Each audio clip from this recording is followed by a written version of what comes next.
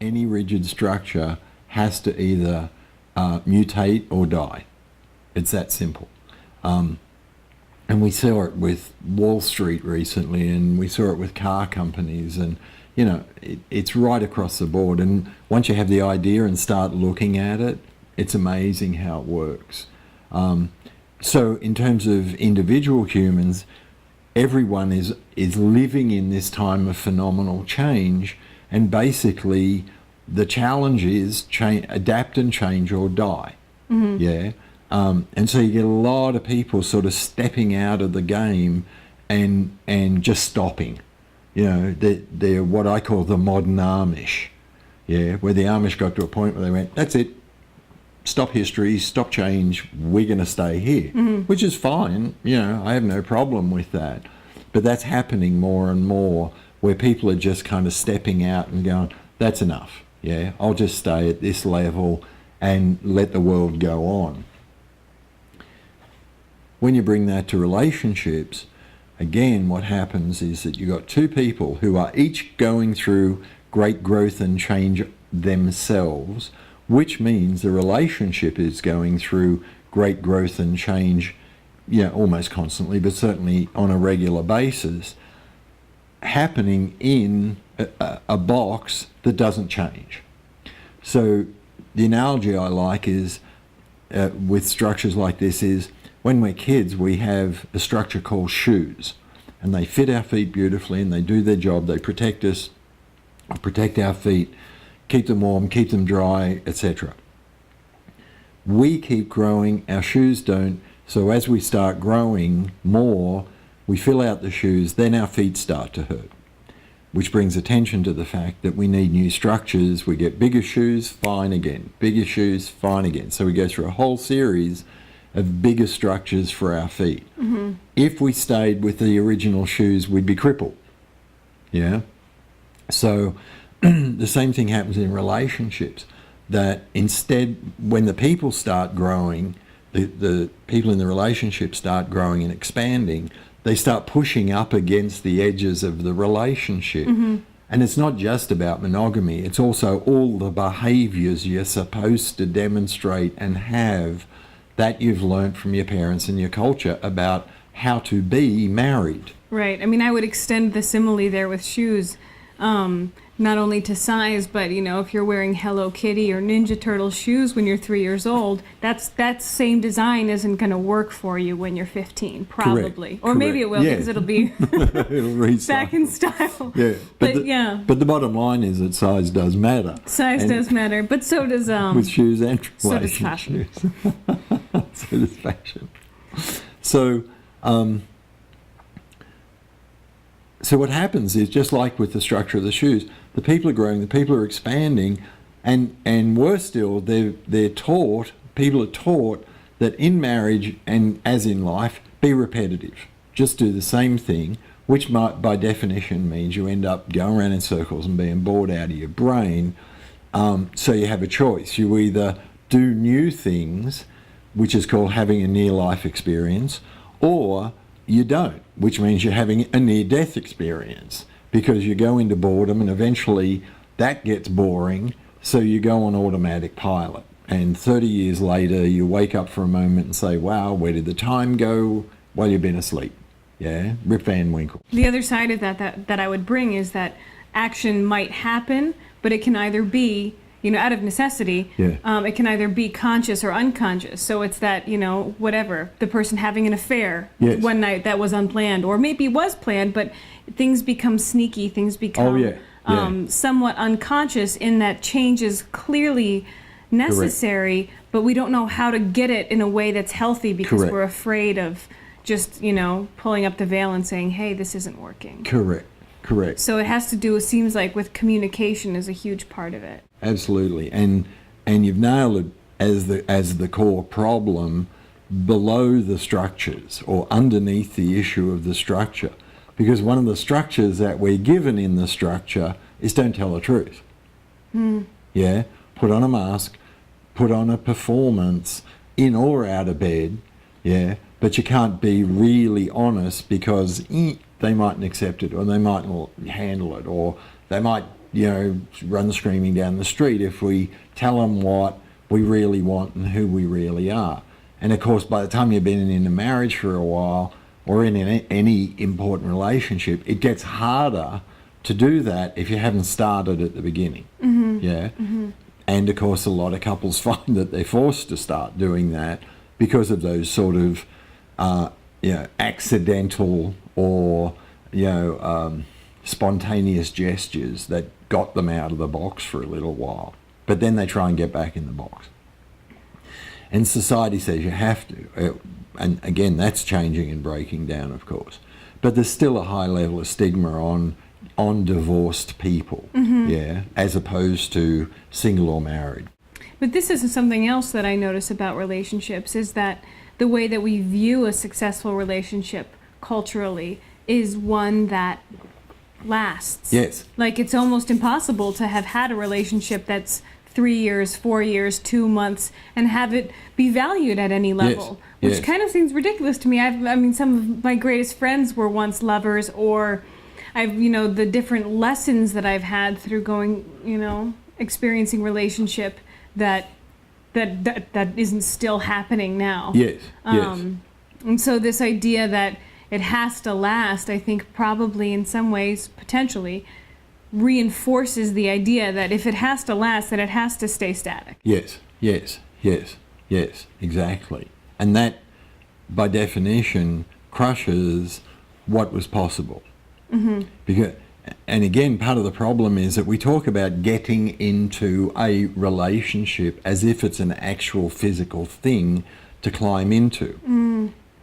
And for me, the beginning of the idea of creationship came from many years of saying, again in seminars and talks and so on, saying to people, instead of viewing relationship as a thing and saying, I am in a relationship, change it from a noun to a verb and say, I am relating with this person. So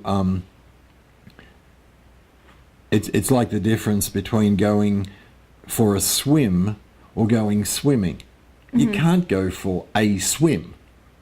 You go swim. I mean, we say it and we understand what we mean, but the fact is a swim is an object. Yeah. You don't go for a swim, you go swimming. Yeah, it's an actional change thing. So when you start with that idea that we're not in a relationship, we're in a process of relating, then you bring the humans back into the picture. Yeah. Connecting with each other, interacting with each other, and instead of the focus being the humans in this thing called a relationship, suddenly it frees up the space and opens takes the lid off so that you're then in a process of relating. It also presents the opportunity then for not only creating a new structure, if that's what you want, or, interacting, relating, like you're saying, but practicing that too. I mean, I think that's another misnomer, is that we get into relationships and because the rules are laid out like this, there's no opportunity for doing anything except doing it this way or fucking up. Exactly. So rather than that, suddenly there's this opportunity for practicing something that you might want to have with someone else. Exactly. And that's where the idea of creationship comes in. That it's literally, in inverted commas, a relationship, but it's one you're creating. And by definition, it's not rigid. It's in the process of creating. Just as you change on, sometimes on a daily basis. So you personally are adjusting your sense of yourself. You're adding to your pictures about you based on knowledge, information, experiences, tests you've passed, challenges you've met, rewards you've received. I mean, life happens. Yeah. And in the process of life happening, we change. And literally, ideally, our relationship with ourself is growing and changing. Yeah. So I have a very different relationship to myself now than I did 80 or 100 years ago. When I was a young man or middle-aged man. I couldn't resist.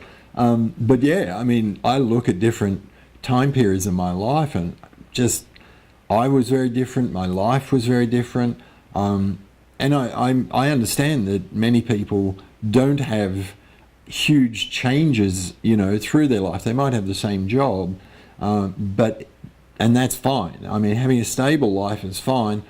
The question is it going to be stable and boring or stable and alive? Yeah. Whatever your life is. Yeah. I mean, so back to Creationships. So once we start entering or seeing ourselves as being in a process of relating with another person, and again I'll divert, the way I use the term relating or relationship isn't just heterosexual partners. Any interaction I'm having with someone, any relating I'm having is generating relationship. Mm-hmm. And as I like to point out, some of my absolutely most intense relationships are with human beings I have never met and never will. And that's when I catch aeroplanes around the world.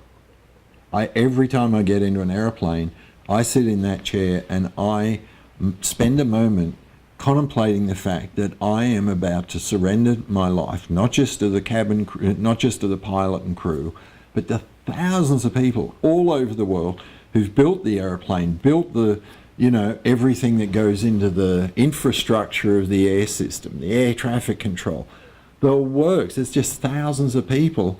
If any one of them screwed up, I could die that day. Yeah? So that's an intense relationship I'm having with complete strangers. But that one does rely on structures kept in place and maintained. Yes, and constantly being reviewed and adapted. Mm-hmm. Maintenance procedures are at least in good airlines, are always being updated. They're reviewed, they're tested, they're challenged. Flight routines, like the airline industry, generally speaking, and the planes themselves are being upgraded all the time. The technology is being upgraded all the time.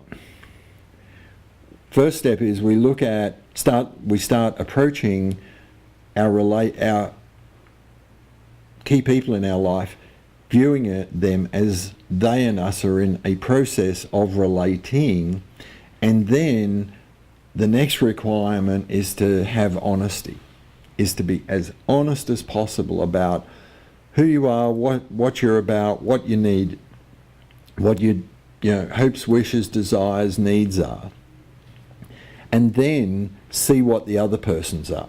It's hard. I mean, I think one of the greatest impediments to honesty is the judgments we have. Are these other structures that we have that are still in place that might not be, that are directly affecting the way that we interact in relationships? Because we're supposed to be certain ways. Yes. We're supposed to act in certain ways. And Jesus, if you want to bend over and have your girlfriend, do you in the butt with a strap on, then you're bad. I mean, morally speaking, that's how it goes. So to even be honest with yourself enough to get to the point where that might be an option. Correct. That's a big step. But what you're addressing is a key piece in the whole concept of creationship, which is you cannot have a better relationship with another person than you're having with yourself. Mm.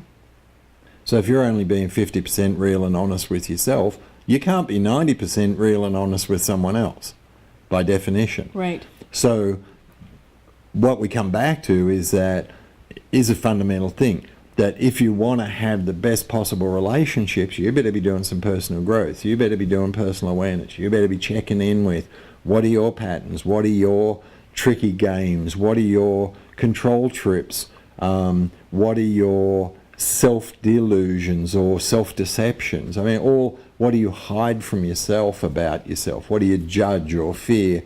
And start working with those things so you're coming to terms and embracing more and more of who you are honestly and with responsibility. And there's lots of great processes and seminars and teachers out there teaching really teaching really good stuff about this, right?